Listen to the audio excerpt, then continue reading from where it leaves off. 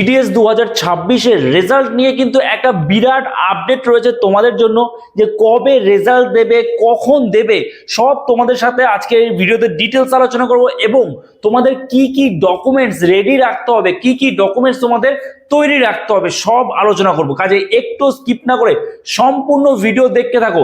দেখো, প্রথমত জিডিএস এর যে রেজাল্ট সেটা কবে দেবে, কখন দেবে, এবং আরো একটা যে বিষয়, কম্পিউটার সার্টিফিকেট কাদের নিয়ে যেতে হবে, কম্পিউটার সার্টিফিকেট কাদের নিয়ে যেতে হবে, সবাইকে কি কম্পিউটার সার্টিফিকেট নিতে হবে, দেখো সব আজকের এই ভিডিওতে ক্লিয়ার হয়ে যাবে। প্রথমত কি কি নিয়ে যেতে হবে জিডিএস এ, যখন তোমার মেরিট লিস্টে নাম আসবে কি কি নিতে হবে, দেখো ভালো করে আগে থেকে কিন্তু এগুলো তোমাকে জোগাড় করে রাখতে হবে। ওকে, দেখো প্রথমত আইডি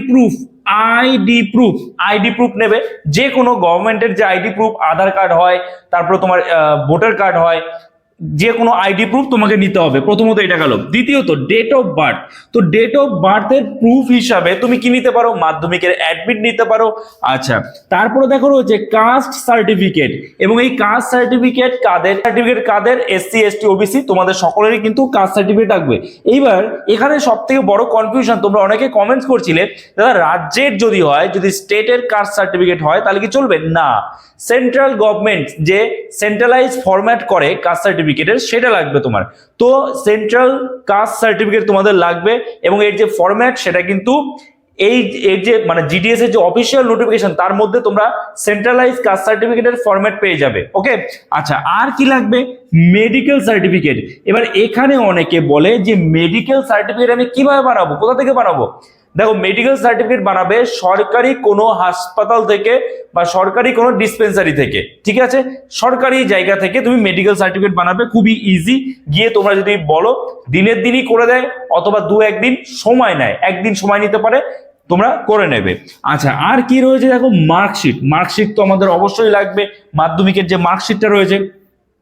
পিডাব্লিউডি বা ইডাব্লিউএস এর যদি কোনো তোমার সার্টিফিকেট থাকে সেটাও তুমি নিয়ে যাবে, ঠিক আছে। তো এই হচ্ছে ডকুমেন্টস, এই ডকুমেন্টসগুলো তোমাদের কিন্তু নিতে হবে। প্রথমত এটা গেল। দ্বিতীয়ত কম্পিউটার সার্টিফিকেট কি লাগবে, কম্পিউটার সার্টিফিকেট কাদের লাগবে, দেখো নোটিফিকেশন যেটা রয়েছে, নোটিফিকেশনে কিন্তু কখনোই বলা নেই যে তোমার কম্পিউটার সার্টিফিকেট লাগবে। কি লাগবে, কম্পিউটার তোমার একটু নলেজ থাকতে হবে। আমি আগের ভিডিওতেই বলেছি যে আন্ডারটেকিং ফর্মে যদি তোমার বলা হয় যে কম্পিউটারে তোমার নলেজ আছে কি নেই, তুমি সেখানে নলেজ থাকুক না থাকুক তুমি ইয়েস করবে যে নলেজ আছে। তো যাই হোক, তাহলে কম্পিউটার সার্টিফিকেট কি নিতে হবে না, কম্পিউটার সার্টিফিকেট নেওয়ার প্রয়োজন নেই যদি তোমার না থাকে। এবার দেখো, তোমার যদি কম্পিউটার সার্টিফিকেট থাকে তাহলে নিয়ে যাবে, যদি না থাকে তাতেও কোনো সমস্যা নেই, কোথাও বলা নেই কম্পিউটার সার্টিফিকেট লাগবে, বলা আছে কম্পিউটারের নলেজ লাগবে।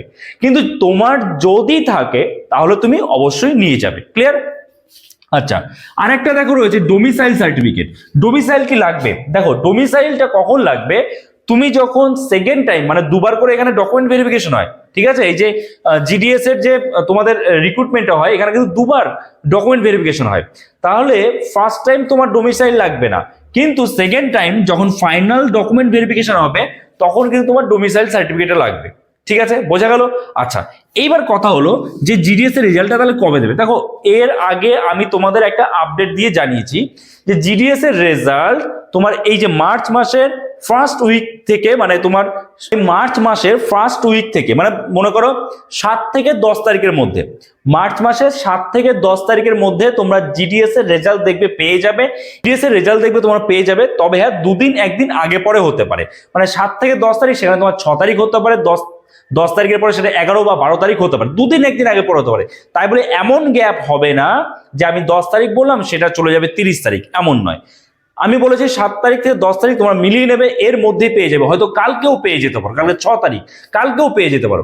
তো যাই হোক, এবার বিষয়টা হচ্ছে কালকে তুমি রেজাল্ট পাবে বা কখন পাবে এই নিয়ে সবসময় চিন্তায় আছো, কখন জিডিএস এর রেজাল্ট আপডেট দেয়। দেখো, জিডিএস এর দিনের কোন সময়ে সাধারণত আপডেট দেয়, এর জন্য তোমাকে সারাদিন ওয়েবসাইট ওপেন করার দরকার নেই। সাধারণত, ভালো করে বুঝবে, সাধারণত সন্ধ্যাবেলার দিকে, সন্ধ্যা 6:30 6টা এই সময়টাতে না জিডিএস এর কিন্তু রেজাল্ট আপডেট দেয়, বা কখনো কখনো দুপুরবেলার দিকে, দুপুরে ওই 3টে, 3:30, 4টে এই সময়ও আপডেট কিন্তু দেয়, মানে জিডিএস এর রেজাল্ট কিন্তু দেয় মেরিট লিস্ট। তো এই সময়টায় তোমরা চেক করে দেখতে পারো। আর তুমি যদি চ্যানেলটা সাবস্ক্রাইব করে রাখো এবং পাশে থাকা বেল আইকনটা প্রেস করে দাও, তাহলে তো আপডেট সবার আগে তুমি পেয়ে যাবে। তো কাজেই এখনই সাবস্ক্রাইব করে দাও চ্যানেলটা, যদি চ্যানেলে নতুন হয়ে থাকো। তো অবশ্যই এই ভিডিওটা অন্যদের সাথেও শেয়ার করো, যাতে তারাও এই ডকুমেন্টস গুলো রেডি করতে পারে।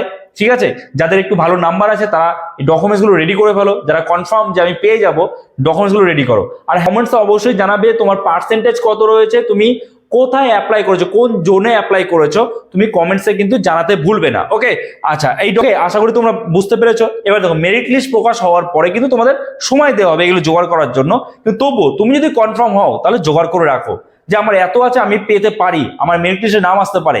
কেননা এই যে যখন তুমি এই বিশেষ করে কাস্ট সার্টিফিকেট যখন সেন্ট্রালাইজ করতে যাবে, তখন কিন্তু কখনো কখনো 4 দিন, 5 দিন বা 1 সপ্তাহ সময় নিয়ে নেয়, 1 সপ্তাহ সময় নিয়ে নেয়। ঠিক আছে, তো তুমি যদি কনফার্ম হও তাহলে এগুলো জোগাড় করে রাখো, আগে থেকে জোগাড় করে রাখো। আর একটা বিষয়, তুমি যখন ডকুমেন্ট ভেরিফিকেশন করতে যাবে, হ্যাঁ, আর একটা বিষয় যে তুমি যখন এই যে ডকুমেন্টস গুলো নেবে, তুমি কিন্তু প্রত্যেকটা ডকুমেন্টস এর জেরক্স কপি নিয়ে যাবে, 2 থেকে 3 কপি জেরক্স কপি নিয়ে যাবে। ঠিক আছে, 2 থেকে 3 কপি, 2 কপি নিলে এনাফ, তবুও তুমি চাও আর 1 কপি বেশি নিতে পারো। ওকে, আশা করি বুঝতে পেরেছো। তো এই ভিডিওটা এখানেই শেষ করছি। যদি এই ভিডিওটা তোমাদের হেল্পফুল থাকে অবশ্যই একটা লাইক করে দিও, চ্যানেল নতুন হলে চ্যানেলটাকে সাবস্ক্রাইব করে আমাদের পাশে থেকো। তো চলো দেখা হচ্ছে নতুন কোনো ভিডিওতে, সবাই ভালো থেকো।